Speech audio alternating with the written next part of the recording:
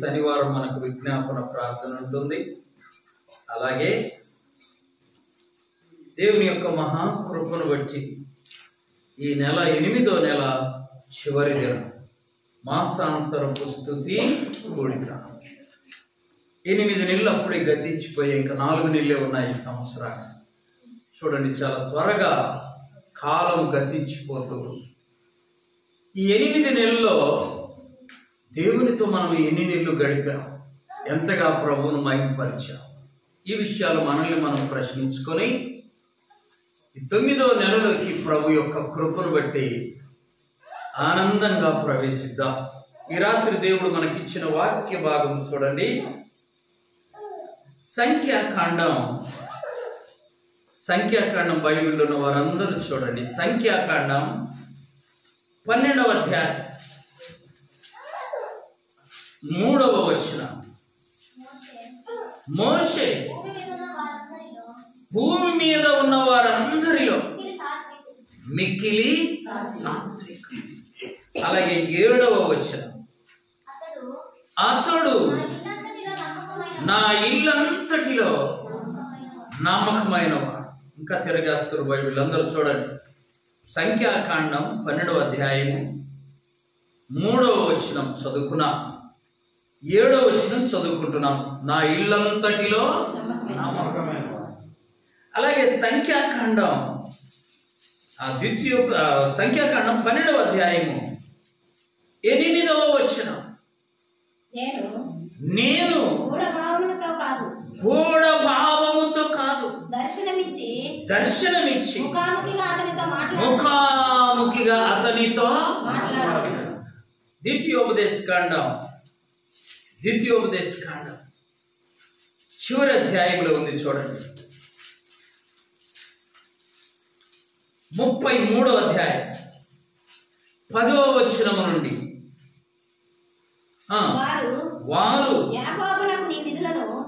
యాకోబునకు నీ మా ద్వితీయోపదేశకాండం 34:10 ఐగుప్తీల దేశంలో ఫరోకును అతని సేవకులందరికీ అతని దేశమంతటికి ఏ సూచక క్రియలను మహత్కార్యములను చేయుటకు యెహోవా అతనిని పంపెనో ప్రతి విషయములోను ఆ బాహుబలమంతటి విషయములోను మోషే ఇశ్రాయేలు జనులందరి కన్నుల ఎదుట కలుగ చేసిన మహాభయంకరమైన కార్యముల విషయములోను యెహోవాను, అందరు చదవండి ఆ మాట, యెహోవాను ముఖాముఖిగా ఎరిగిన మోషే వంటి ఇంకొక ప్రవక్త ఇశ్రాయేలులో ఇది వరకు. ఈ రాత్రి మనం 3 విషయాలు నేర్చుకున్నాం. మోషే జీవితంలో ప్రాముఖ్యమైన 3 విషయాలు. మొదటిది ఏంటది? అతడు నా ఇల్లంతటిలో నమ్మకమైన. మొదటి మాట. రెండో మాట ఏంటో తెలుసా? భూమి మీద ఉన్న వారందరిలో కల్లా మిక్కిలి. మూడో మాట ఏంటో తెలుసా? దేవుడు ముఖాముఖిగా మాటలాడిన ప్రవక్త. మోషే జీవితంలో 3 ప్రాముఖ్యమైన విషయాలు. మొదటిది చెప్పాలి, నా ఇల్లంతటిలో నమ్మకమైన. రెండో మాట, భూమి మీద ఉన్న వారందరిలో కల్లా మిక్కిలి. మూడో మాట, ముఖాముఖిగా దేవునితో. ఎప్పుడన్నా మిమ్మల్ని ఎవరన్నా మోషే గురించి నువ్వు కొద్దిగా చెప్పమ్మన్నారనుకో, నువ్వు ఈ 3 విషయాలు చెప్పాలి. ఏంటి చెప్పండి? మిక్కిలి, నా ఇల్లంతటిలో ముఖాముఖిగా దేవునితో. చెప్పగలరా? అదేంటన్నా అన్నీ గుర్తుంటాయి కానీ వాక్యం గుర్తుండదయ్యా అంటారు కొంతమంది కదా. చాలా మంది అంటూ ఉంటారు, వాక్యం గుర్తు లేదంటే నీకు దేవుడు అంటే భయము లేదని. భయం ఉంటే ఆ మాట నీ హృదయంలో ఎప్పుడు స్థిరముగా నిలిచి ఉంటుంది. దేవుని వాక్యం ఎప్పుడు గుర్తుంచుకోవాలి. మోషేను గురించి 4 మాటలు చెప్పయ్యా అని నేను ఎవరైనా అడిగితే నువ్వు చెప్పగలగాలి. మోషే దేవుని ఇల్లంతటిలో నమ్మకమైన. మోషే భూమి మీద ఉన్న వారందరిలో కల్లా మిక్కిలి. మూడోది, మోషే దేవునితో ముఖాముఖిగా. ఈ 3 విషయాలు మోషే గురించి మనం ధ్యానం చేసుకోవాలి, ఎప్పుడు గుర్తుంచుకోవాలి. మొదటి మాట చూడండి, నా ఇల్లంతటిలో. ఇప్పుడు అందరూ ఒకసారి ఆలోచించండి, ఈ విషయాలు ఎవరు చెప్పారు? దేవుడు చెప్తున్నారు. ఆమేన్. ఎవరు చెప్పారు? ఈ భూమి మీద ఉన్న ఒక మనిషి గురించి ఎవరు చెబుతున్నారు? దేవుడు చెబుతున్నారు. మోషే మనలాంటి మనిషి, కానీ మోషేను గురించి దేవుడు సాక్ష్యం చెప్తున్నాడు. ఇది గుర్తుపెట్టుకోవాలి. మోషే వాళ్ళ అమ్మ వచ్చి చెప్పొచ్చు, మా అబ్బాయి చాలా మంచివాడు. అంతే కదా. ఎవరి కొడుకును వాళ్ళ తల్లి ఏం చేస్తుంది? మంచివాడని చెబుతుంది. చెడ్డోడు అయినప్పటికీ, అంతే కదండి, చెడ్డవాడు అయినప్పటికీ. మేము చిన్నపిల్లలప్పుడు మన ఇళ్లలో ఆముదం తిరుపాలని ఉండేవాడు. ఆముదం అమ్ముకుంటూ ఉండేవాడు ఆయన ఊర్లో. ఒకరోజు ఆయన ఆముదము డబ్బా అక్కడ ఉంటే మన ఇళ్ళలో ఒక అబ్బాయి ఆ డబ్బాలో మొత్తం ఆముదం అంతా తెచ్చేసుకో. ఆముదం అంటే ఆ రోజుల్లో గొప్ప కొంచెం విలువ ఉండేది. అర్థమైందా? సరే, ఆయన వచ్చి చూసుకున్న ఆనందం ఎవరో తీసుకెళ్ళారని బాధపడతా ఉన్నారు. మళ్ళా 2 రోజులకి అలా జరిగింది, మళ్ళా వారానికి అలా జరిగింది. ఆయన ఒకరోజు కనిపెట్టుండి ఇంట్లో నుంచి బయటికి రాకుండా కనిపెట్టుండేసరికి ఈ అబ్బాయి వెళ్ళి చిన్న మూత లాంటిది తీసుకెళ్ళి ఆనందం అంతా పోసుకుంటాడు. ఎవరు రోజు దొంగతనం చేసేవారు. ఆయన ఇలా చేయి పట్టుకున్నాడు. ముంత దొరికింది, మనిషి చెప్పండి దొరికితే బయటికి తీసుకొస్తే మేమందరము వాడిని నడుస్తుంటే వాళ్ళ అమ్మ వచ్చి, మా అబ్బాయి అట్టాటోడు. ఇప్పటికి గుర్తు నాకు ఆ విషయం.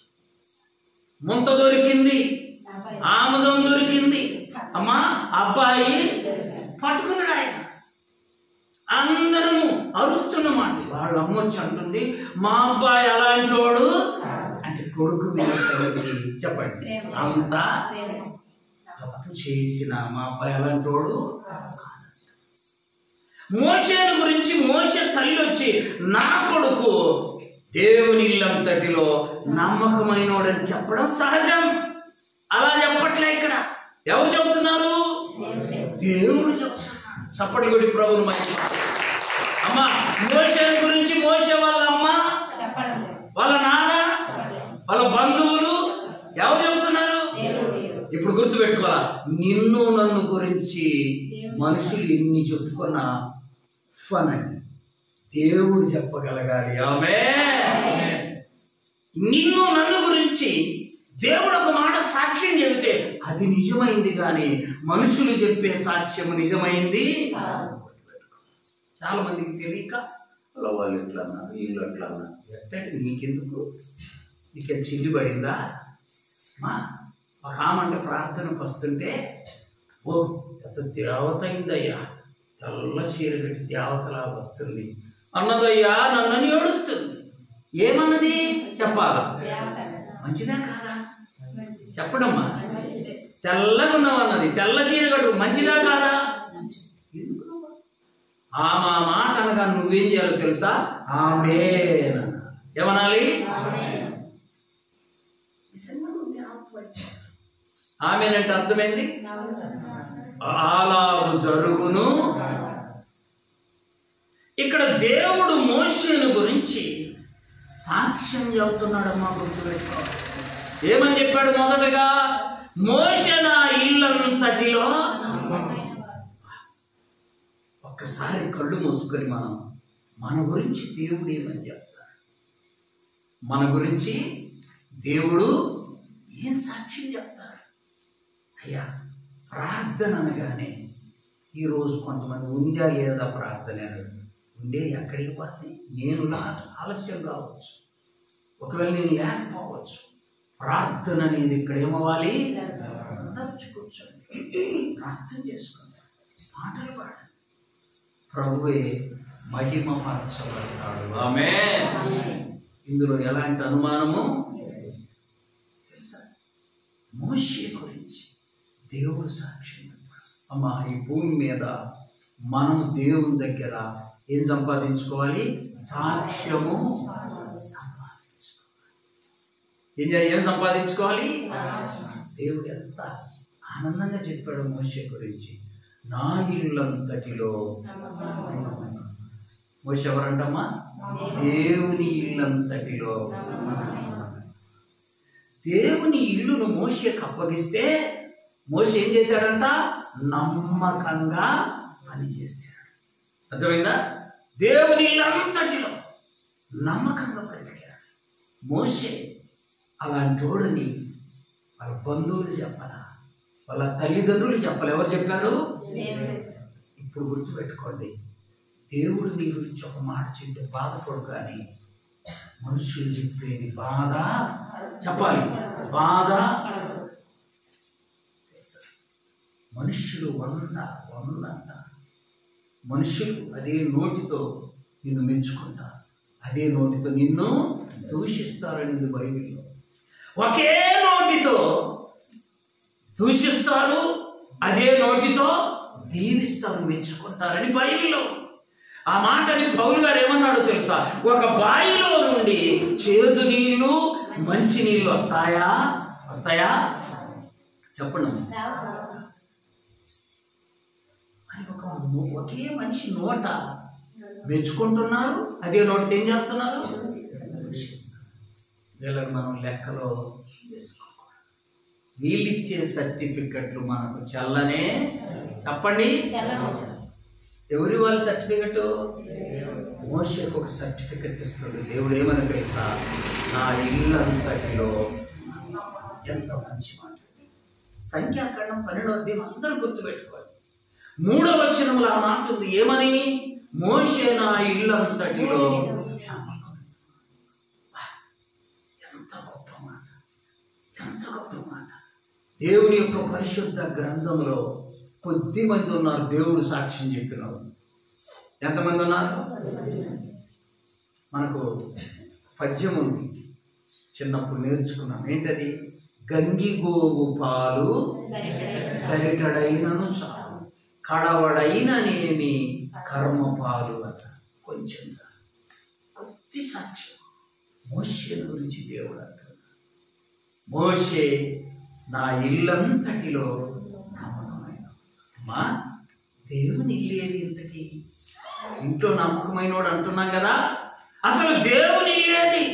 యెషయా గ్రంథం 66వ అధ్యాయం చూడండి, మొదటి వచనం. దేవుడు ఈలాగు ఆజ్ఞ ఇచ్చుచున్నాడు, ఆకాశము నా సింహాసనము, భూమి నా పాదపీఠం. మీరు నా నిమిత్తము కట్టనుద్దేశించు ఇల్లు అనగా దేవాలయము. ఆమేన్. ఇల్లు అంటే ఏంటమ్మా?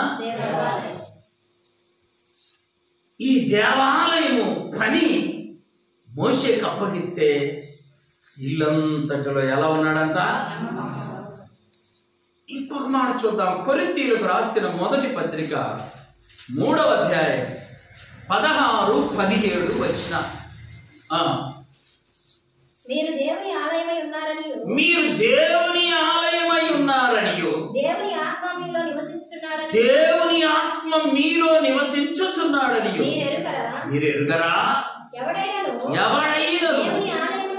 దేవుని ఆలయమును పాడు చేస్తే దేవుడు వారిని.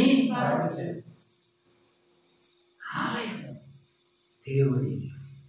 అర్థమైందా? జాగ్రత్తగానండి. ఈ హృదయం దేవుని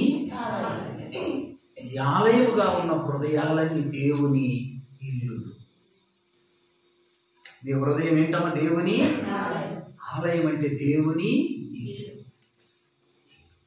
ఇశ్రాయేలీయులందరి హృదయాలను అందరి ఆలయాలను మోషేకి అప్పగించాడు దేవుడు. ఆమె అప్పగిస్తే ఆయన ఆ ఇల్లంతటిలో ఎలా ఉన్నాడంట? ఎలా నమ్మకంగా తెలుసా? వాళ్ళు తప్పు చేస్తే, ఎవరు? ఇశ్రాయేలీయులు తప్పు చేస్తే మోషే వాళ్ళ కొరకు మోకరిల్లి ప్రార్థన చేసేసాడు. చూడండి, ద్వితీయోపదేశకాండం 9వ అధ్యాయం 18వ వచనం. మీరు దేవుని దృష్టికి ఆ చెడు నడత నడిచి చేసిన సమస్త పాపముల వలన ఆయనకు కోపము పుట్టింపగా మునపటి వలె అన్నము నీళ్లు మాని 40 పగళ్ళు 40 రాత్రులు దేవుని సన్నిధిలో ఏం చేశాడంట? ఇప్పుడు చెప్పండి, ఎవరు తప్పు చేస్తే? ఇశ్రాయేలీయులు అంటే మోషే కొడుకులా కూతుర్లా? కానే వాళ్ళు ప్రజలే. మోషే కూడా అంటే మోషేకు దేవుడు ఇశ్రాయేలీయులను అప్పగించినందువలన వారి కొరకు ఆయన నమ్మకంగా సాగిలపడి ఉపవాసం ఉండి ప్రార్థన. నువ్వు ఎప్పుడన్నా ఇతరుల కోసం ఉపవాసం ఉండి ప్రార్థన చేశావు? అమ్మ చేశావు. ఒకసారి దేవదాసయ్య గారి దగ్గరికంట ఒకడు వచ్చయ్యా, పొట్ట నొప్పుతుందయ్యా అన్నాడు. ఏమన్నాడు? పొట్ట నొప్పి వచ్చింది, ప్రార్థన చేయ, నీకు పొట్ట నొప్పి వస్తుందా అని ఆయన అన్నాడంట. ఆ మూలకి కూర్చొని ఈ మీటింగులో ఉన్న వాళ్ళందరూ ఎంతమందికి పొట్ట నొప్పి ఉందో వాళ్ళందరి కొరకు ప్రార్థన చేయకు అన్నాడు. వచ్చింది ఎందుకు? ఇతను అతని పొట్ట నొప్పి ఏదో తగ్గించుకున్నాను. ఏనేం చెప్పాడు? పొట్ట నొప్పి ఉన్న వాళ్ళందరి కొరకు ప్రార్థన. కొంచెం కోపం వచ్చింది ఏమనలేక, మీరైతే అందరూ ఆడేమనలేక మూలకెళ్ళి కూర్చొని, ప్రభువా ఈ మీటింగ్లో ఉన్న వాళ్ళందరిలో ఎంతమందికి నాలాగా పొట్ట నొప్పి ఉందో వాళ్ళందరి నొప్పి తీసేయండి ప్రభువా, నీ దాసుడు చెప్పారు. ప్రార్థన చేస్తే ప్రార్థన అనేకి వీడి పొట్ట నొప్పి. ఇప్పుడు మనం ఎవరి కోసం ఉపవాసం ఉంటాం? అనుమానం లేకుండా చెప్పండి. మన కోసమన్నా, మన పిల్లల కోసమన్నా, మన పంట కోసమన్నా, లేక మన అవసరాల కోసమన్నా. మోషే అలాగే మీరు చెడు నడత నడిచి దేవుని దృష్టికి మీరు పాపం చేస్తే మీ కొరకు నేను అన్నపానములు అంటే అన్నము, పానం అంటే నీళ్లు మాని 40 దినాలు దేవుని సన్నిధిలో. అది ప్రార్థన, అది గొప్ప. ఈ సందర్భంలో ఇంకొక వాక్యం చూపిస్తాను. యోబు గ్రంథం చూడండి, యోబు గ్రంథం 42వ అధ్యాయం అంటే చివరి అధ్యాయం. చివరి అధ్యాయం ఒక్క మాట 7వ వచనం. యెహోవా యోబుతో ఈ మాటలు పలికిన తర్వాత ఆయన తేమానీయుడైన ఎలీఫజుతో ఇలా చెప్పాడు, నా సేవకుడైన యోబు పలికినట్లు మీరు నన్ను గూర్చి యుక్తమైనది పలుకలేదు గనుక నా కోపము నీ మీదను మీ ఇద్దరి స్నేహితుల మీదను మండుచున్నది. కాబట్టి 7 ఎడ్లను 7 పొట్టేళ్లను మీరు తీసుకొని నా సేవకుడైన యోబు నొద్దకు పోయి మీ నిమిత్తం దహన బలి అర్పింపవలెను. అప్పుడు అందరూ చదవండి. అప్పుడు నా సేవకుడైన యోబు మీ నిమిత్తము. ఇప్పుడు చెప్పండి, బాధ వచ్చింది ఎవరికి? యోబు. అనారోగ్యం వచ్చింది ఎవరికి? బిడ్డలు చనిపోయింది ఎవరికి? ఆయన స్నేహితులకి ఏమీ. అన్ని ఇబ్బందులు వచ్చిన యోబు ఏమో యుక్తమైనది పలికిండంట, వీళ్ళేమో యుక్తమైంది. అప్పుడు దేవుడు ఏమంటున్నాడు? మీ కొరకు యోబు ప్రార్థన చేస్తే అప్పుడు నేను ఆయన ప్రార్థన విని మిమ్మలను క్షమిస్తాను. గొప్ప ప్రార్థన ఏదో తెలుసా? నీ కొరకు నువ్వు చేసుకోవడం కాదు, ఇతరుల కొరకు చేయడమే గొప్ప. మనది మనం తినడం పెద్ద గొప్ప కాదు, ఇతరులకు కాస్త పెట్టడం చాలా అర్థమైనా? అమ్మ వినండి, మనకు దేవుడిచ్చిన దానిలో కొంత ఇతరులకు పెట్టగలిగితే అదే దేవునికి ఇష్టమైన. మోషే ఎవరి కొరకు ప్రార్థన చేశాడు? ఇశ్రాయేలీయుల అందరి హృదయాలు బాగుండాలని దేవుని ఇల్లంతటిలో నమ్మకంలో వాళ్ళ కొరకు ప్రార్థన. ఇంకా వాక్యంలో ఏముందో తెలుసా? కొంతమంది మోషే మీద కోప్పడి మోషేయన పరిశుద్ధుడు మేము కాదా, మోషే దేవుడు మాట్లాడాడు, దేవుడు మాతో మాట్లాడలేదని మోషే మీద తిరుగుబాటు చేస్తే వాళ్ళ ఎదుట ఆయనంట సాగిలపడ్డాడు. మనం పడతామా? ఎవడన్నా నీ దగ్గరికి వచ్చి నువ్వు పెద్ద ప్రార్థన చేస్తావని తిట్టాడు అనుకో, మోకరిల్లి దండం పెట్టి వాడికి చెప్తామా? లాగి ఒక దెబ్బ కొడతా. మోషే ఇశ్రాయేలీయుల పక్షాన చెప్పాలి. ఉపవాసం పెట్టి ప్రార్థన కాదు, ఉపవాసం 40 దినాలు ప్రార్థన. ఇప్పుడు మీకు మాట చెప్తా, నువ్వు నీ భర్త కొరకు ఎందుకు ఉపవాసం అని ప్రార్థన చేయాలి? నీ భర్త కొరకు, నా భర్త కొరకు కాదు. ఎవరి కొరకు? నీ భర్త కొరకు 40 దినాలు ఉపవాసం అని ఎందుకు ప్రార్థన చేయలేదు? మోషే ఎవరి కొరకు చేశాడు? మోషే భార్య కొరకు, మోషే బిడ్డల కొరకు. ఎవరి కొరకమ్మా? ఇశ్రాయేలు యొక్క ఇల్లు దేవుడు వలన మోషేకి అప్పగించాడు. దాంట్లో నమ్మకంగా వాళ్ళ కొరకు ప్రార్థన. నీ భర్త కొరకు, నీ భార్య కొరకు నువ్వు ఇలా 40 దినాలు ఉపవాసం నుండి ప్రార్థన చేస్తే దేవుడు అద్భుతంగా నీ జీవితంలో అద్భుత కార్యాన్ని నీ కోసం చేసుకోవడం. మోషే ఇశ్రాయేలీయుల కొరకు 40 దినాలు ఉపవాసం ఉంది ప్రార్థన. ఎంత గొప్ప అద్భుతం వచ్చాడు. దేవుని యొక్క పరిశుద్ధ గ్రంథంలో మనం చూస్తే అమ్మా, ఇంకా దేవుని యొక్క వాక్యంలో చూడండి ఎన్ని విషయాలు వ్రాయబడ్డాయంటే, ద్వితీయోపదేశ కాండం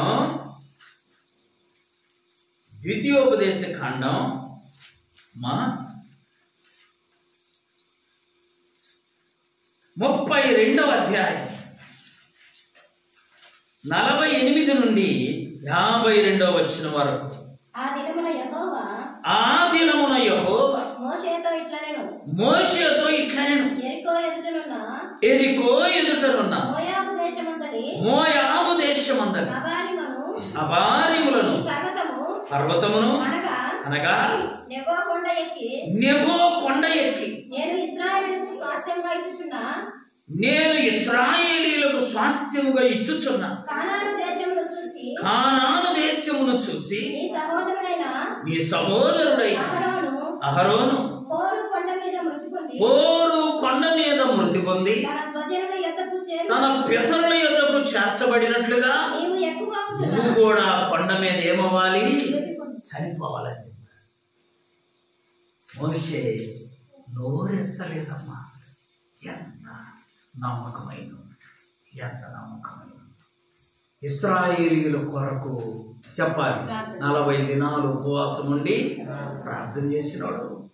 వాళ్ళకి ఇచ్చేటువంటి ఆ మంచి దేశానికి నువ్వు వెళ్ళడానికి లేదు, చూసి చచ్చిపో అంటే మోషే దేవునితో ఒక్క మాట కూడా చెప్పాలి. విన్నాడు. నువ్వు చెప్పినట్టే నేను చేస్తాను. అది నమ్మకం. ఆమేన్. నమ్మకం. నమ్ముట నీ వలనైతే నమ్మువానికి సమస్తము.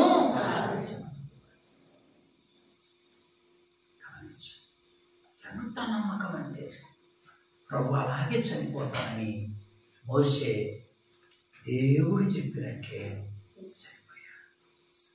మీ జీవితంలో చూడండి.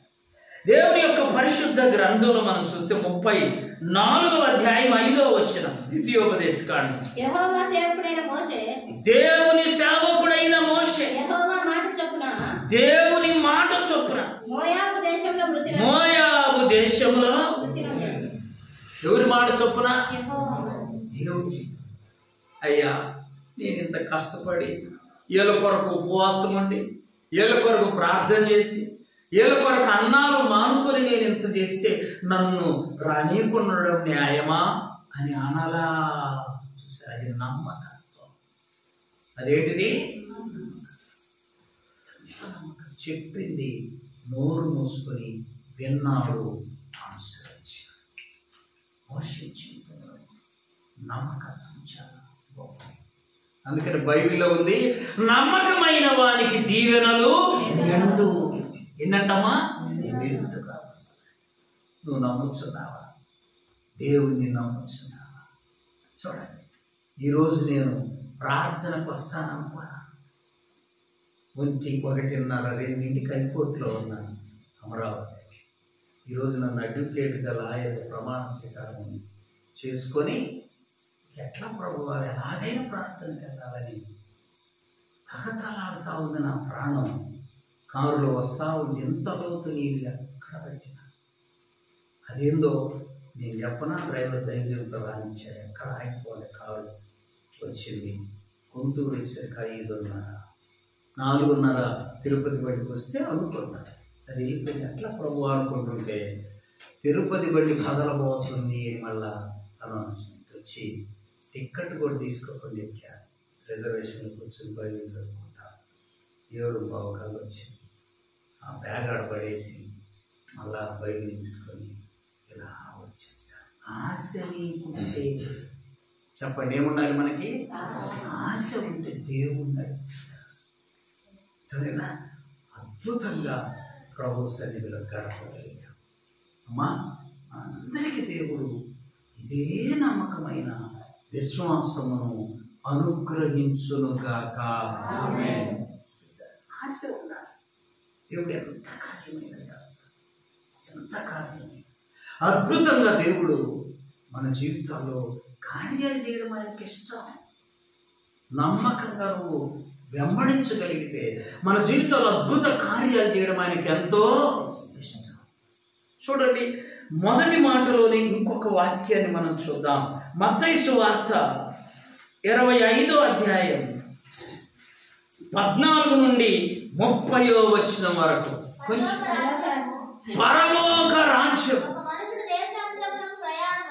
దేశాంతరమునకు ప్రయాణమై తన దాసులను పిలిచి తన ఆస్తిని వారికి అప్పగించి, ఒకనికి 5 తలాంతులు, ఒకనికి 2, ఒకనికి 1, ఎవరి సామర్థ్యము చొప్పున వానికిచ్చి వెళ్ళిపోయాడు. 5 తలాంతులు తీసుకున్నవాడు వెళ్ళి వ్యాపారం చేసి ఇంకో 5 తలాంతులు, 2 తీసుకున్నాడు, ఇంకా 2, 1 తీసుకున్నాడు ఉన్నాడే. అమ్మా, వీడంతా ఇంటికి వెళ్ళి కొయ్యి తీసి ఆ 1 దాంట్లో పాతి పెట్టి వాడు వచ్చినప్పుడు చూద్దాం అన్నట్లు. చూసారా,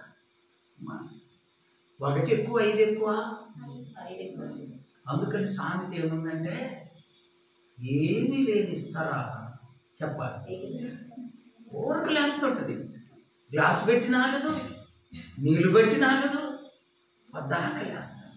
అన్నీ ఇస్తారా? 5 తలాంతులు వెళ్ళి చక్కగా నమ్మకంగా వ్యాపారం చేసి ఇంకా 5 సంపాదించాడు. హృదయంలో ఏమిటో తెలుసా? నా యజమానుడు వస్తాడు. ఆమేన్, ఆమేన్. నా యజమానుడు వచ్చేసరికి నేను దాన్ని ఏం చేయాలి? వృద్ధి చేసి నా యజమాను దగ్గర బహుమానము. అది వాడి ఆశ. ఏం చెప్పాడు తెలుసా వాడిని చూసి?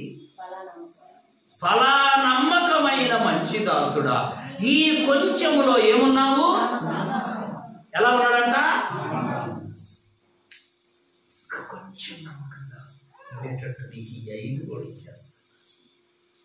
కొంచెం ఇస్తే నమ్మకంగా లేవనుకో అమ్మా, దాన్ని కూడా నీ యొద్ద నుండి. రెండో వాడు వచ్చాడు, అయ్యా నువ్వు 2 తలాంతులు ఇచ్చావయ్యా.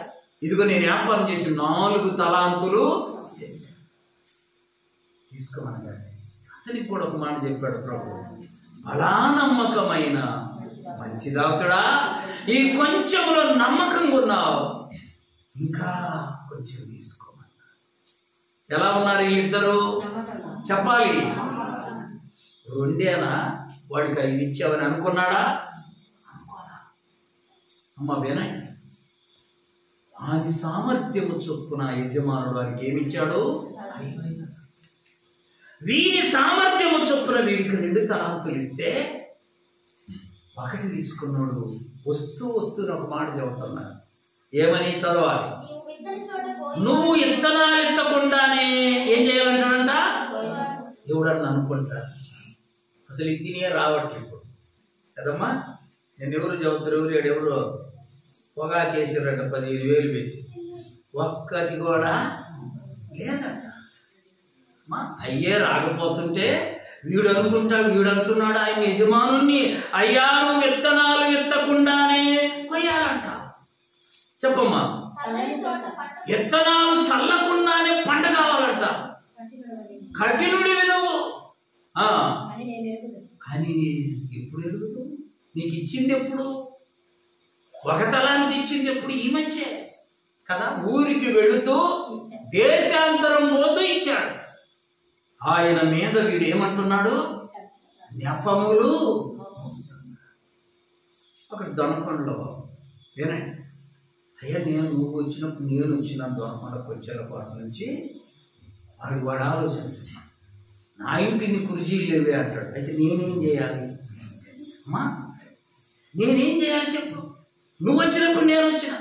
దేవుడు మంచోడు కాదు, వాడి నిర్ణయం చూసినవా? ఏమంటున్నాడు? ఎవరు మంచోడు కాదు? దేవుడు మంచోడు కాదు. ముందు అది వదిలేసి దేవుడు మంచోడు కాదు. ఆ ఇంటి పక్కన ఎరుకల వాళ్ళు ఉన్నారమ్మా, వాళ్ళ పాపం అంత మిగిలిన అన్నం పెట్టుకోవాలి, ఏదన్నా పొలం సాయం చేస్తే వాళ్ళు మాట వింటారు కదా. అరే 5 ఎద్దులు రారా అంటాడు, అరే 5 ఎద్దులు రారా అంటాడు. వాడి చూసి వాళ్ళు ఇంట్లో ఎందుకని? వాడు ఏం పెట్టాడు సార్ మాకు, వాడు ఏమి మా పందుల కన్నా మిగిలింది వేయడు సార్. నీ కుర్చీలు ఎలా వస్తాయి? నీ అభివృద్ధి ఎలా వస్తుంది? నీకు దీవెనలు ఎలా వస్తాయి? నువ్వు ఇచ్చిన తలాంతుని ఏం చేయాలో తెలుసు, దాంతో పని జీతం 85,000. ఆమె ఎంతమ్మా? దేవుడికి ఎంత ఇవ్వాలో చెప్పండి మీరు నోటితో. నేను ఎప్పుడు ఇవ్వలేదే, మాకెట తెలుస్తుంది, నువ్వు చెప్పండి రా. 10వ వంతు ఎంత? 8,500 తెలుసా? 10 రూపాయలు. 10 పాట ఉన్నది, 10 పాట పాట ఎంత వేస్తాడు? కుర్చీలు ఎట్లా వస్తాయి? అల్లయి నీకు ఎట్టొచ్చింది, ఇల్లు నీకు కూడా వస్తాయి. నువ్వేం చేయాలి? దాంతో పని తీసుకున్నా, దాన్ని కొంత దొరికి ఏం చేస్తున్నావు? దాన్ని అర్థమైందా? జాగ్రత్త.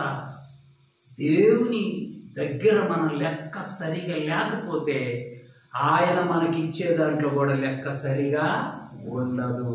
ఆమె మన లెక్క సరిగా ఉంటే దేవుడు మనకిచ్చే దానిలో లెక్క చెప్పాలి సరిగా.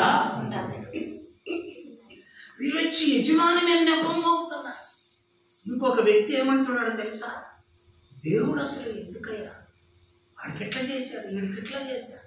బస్సు నిండా జనాలు ఉన్నారు. మొన్న ఒక రోజు అమ్మా బస్సు నిండా జనాలు ఉంటే బాగా తాగి ఒకడు అంటుండో, ఈ బస్సులో తాగినోడు ఎవడో నాకు చెప్పమంటాడు.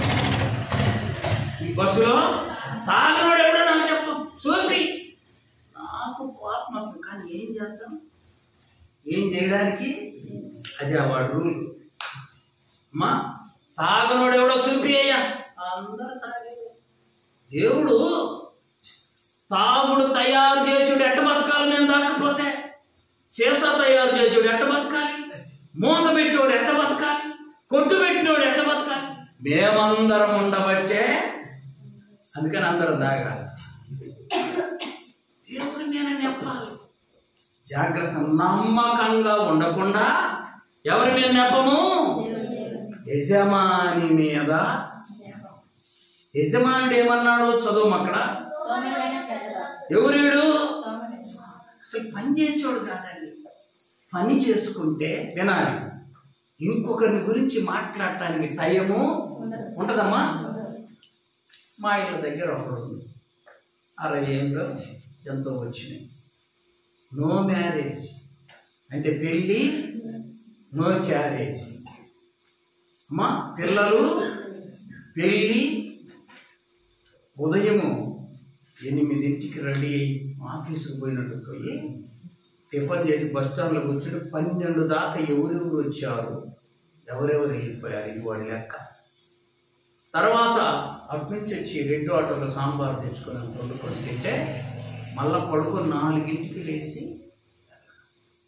మళ్ళీ 7 దాకా తిరిగి ఎవరెవరు వచ్చారు, ఎక్కడికి, ఏమన్నా ఉపయోగం ఉంది దానివల్ల పావలా ఇవన్నీ చేస్తూ మొన్న ఒక రోజు అంటున్నాను, అసలు నీకేం పని ఉందయ్యా, చూసిన వాడికి పని లేక నన్నేమంటున్నాడు, నీకేమి ఏం చెప్పాలి అని. దేవుడు మంచోడు కాదు, దాని నుంచి వచ్చి నీకు అన్ని ఇచ్చుడు, మేము ఏడున్న వాళ్ళకు సాంబారు తప్ప ఏమీ ప్రార్థన లేదు. వినాలి అమ్మా, పాట, బైబిలు, భక్తి, మీరు సాంబారైతే అర్థమైనా అన్ని ప్రభువులో ఉండి నమ్మకంగా చేస్తే 5కి 5 అయినాయి. ఒకడికి 5కి ఎన్ని అయినాయి చదవండి. ఎన్ని ఇచ్చాడు మళ్ళా ఆయన? బలా నమ్మకమైన మంచి దాసుడా, ఈ 5లో నమ్మకం ఉన్నది, ఇంకొక 5 నమ్మకత్వం. 5ను చెప్పాలి. ఎన్ని చేసింది?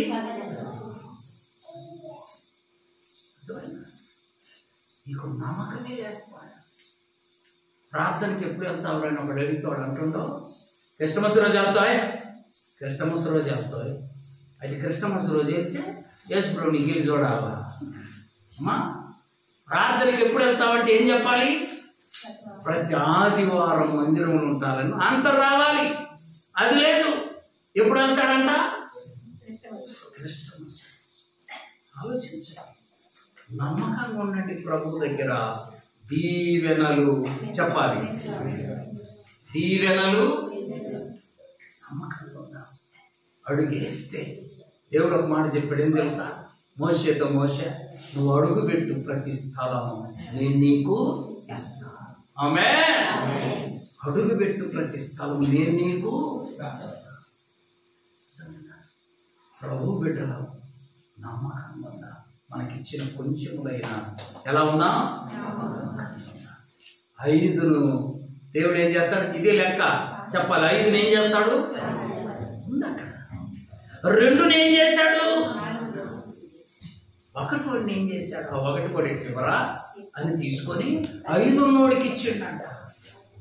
ఈ 1 అంటుండే అయ్యేవాడికి 5 ఉన్నాయి, అసలు 1 సరిగా నీ సంగతి నాకు బాగా. 5 ఉన్నోడికి ఇచ్చాడు.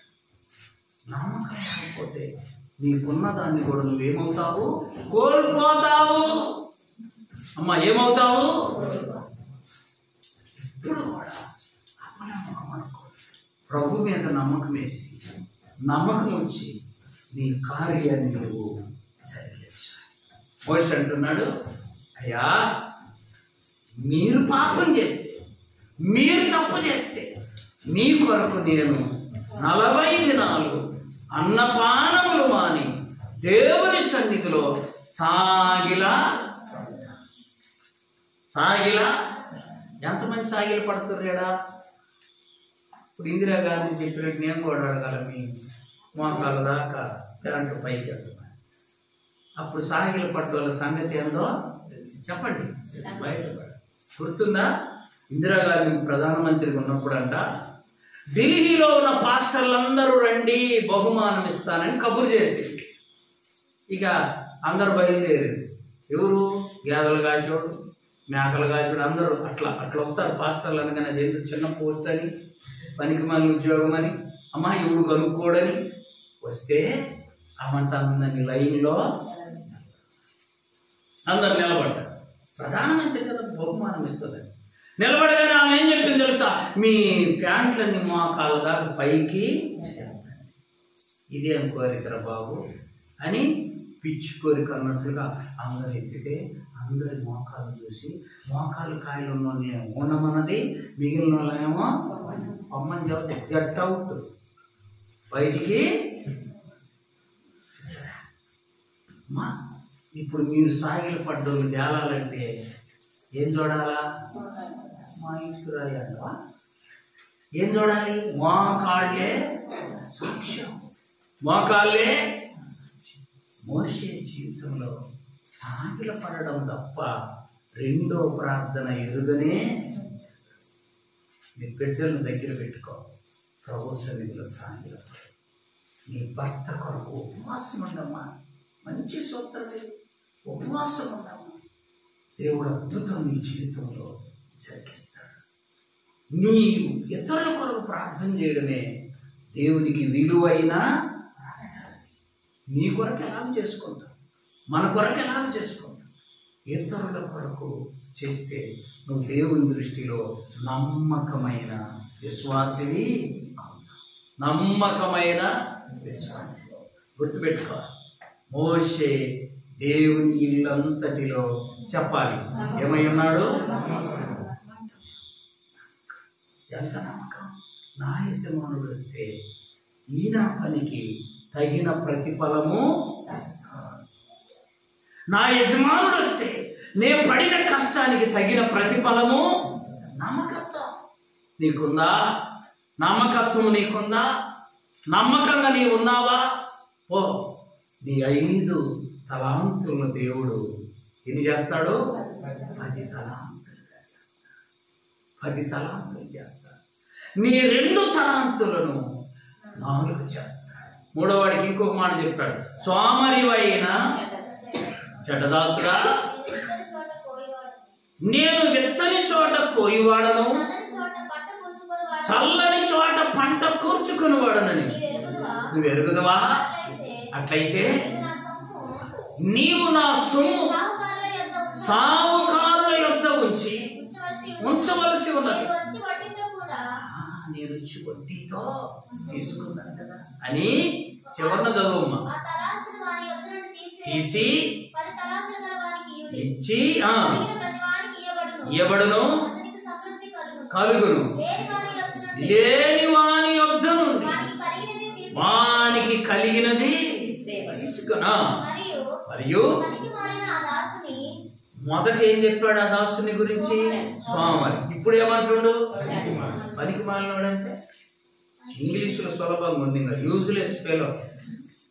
ఎవరంటమ్మా చెప్పండి, ఇంగ్లీష్ నేర్చుకోండి బా. యూజ్లెస్, ఉపయోగాన్ని లేను, పనికి మాలిన ఆ దాసుని త్రోసివేయము, అక్కడ ఏడ్పును పండ్లు కొరుకుతాయి.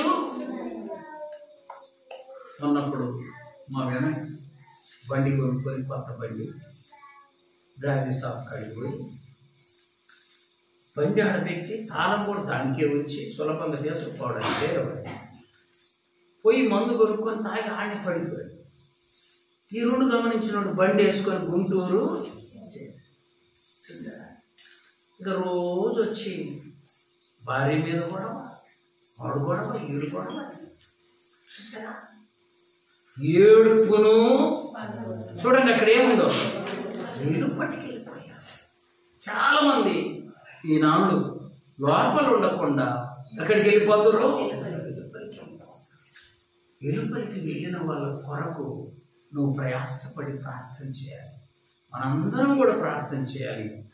దేవుడు ఆ ప్రార్థనకి ఎంతో జవాబు. మోషే ఎలా ఉన్నాడంటే ఇశ్రాయేలీయుల ఎడల నమ్మకంగా దేవుడు చెప్పిన పని చేశాడు. కాబట్టి ఇశ్రాయేలీయులందరి కొరకు ఉపవాసం ఉండి మా దేవుని సన్నిధిలో సాగిలపడి ప్రార్థన సాగిల పట్టం అంటే సాగిల పట్టం అంటే కొందరి భక్తుల జీవితాల్లో చూస్తే సాగిల పడేది గొప్పగా ఉంది. చూడండి 18వ అధ్యాయం ఆదికాండం 18వ అధ్యాయం మొదటి వచనం నుండి. మరియు మమ్రే దగ్గరనున్న సింధూర వనములో అబ్రహాము ఎండవేళ గుడారపు ద్వారమున కూర్చొని ఉన్నప్పుడు దేవుడు అతనికి కనబడేనా. చూసినప్పుడు ముగ్గురు మనుషులు అతని ఎదుట నిలువబడి ఉండేది. అతడు వారిని చూసి వాకిట నుండి పరుగెత్తి నేల మట్టుకు వంగి ప్రభువా, నీ కటాక్షము నా మీద ఉన్న ఎడల దాటిపోవచ్చు. కాలు కుక్కోమండి పాలు, మళ్ళీ దానికి ఏమంటుండ్రు? అన్నం పెడతాం దయచేసి తినేళ్ళమంట. అబ్రహాములో సాగిలపడే మనసు. ఏ మనసు ఉంది? మోషేలో చెప్పాలి సాగిలపడే మనసు. 17వ అధ్యాయం ఆదికాండం 17వ అధ్యాయం మొదటి వచనం. అబ్రహాము 99 ఏళ్లైనప్పుడు దేవుడు అతనికి కనబడి, నేను సర్వశక్తి కలిగిన దేవుడు, నా సన్నిధిలో నడుచుచు నిందారహితుడు అయ్యుండుము, నాకును నీకును మధ్య నా నిబంధనను నియమించి నిన్ను అత్యధికంగా అభివృద్ధి పొందించదనని చెప్పనా. ఏ అలవాటు? ఒకడు గోల్డ్ దొరుకుతా ఉంటాడు కదా అమ్మా, ఎక్కడికి వచ్చినది ఒకడికి ఇంకొక చెడ్డ అలవాటు. ఇవన్నీ చెడు. అబ్రహాముకున్న మంచి అలవాటు చెప్పాలి. సాగిల పడడానికి అమ్మా, సాగిల పడడానికి అబ్రహాము స్థాయికి చాలా వ్యత్యాసం ఉంది. అబ్రహాము సామాన్యుడు. 13వ అధ్యాయం ఉంది చూడండి. 13వ అధ్యాయం 6వ వచనం.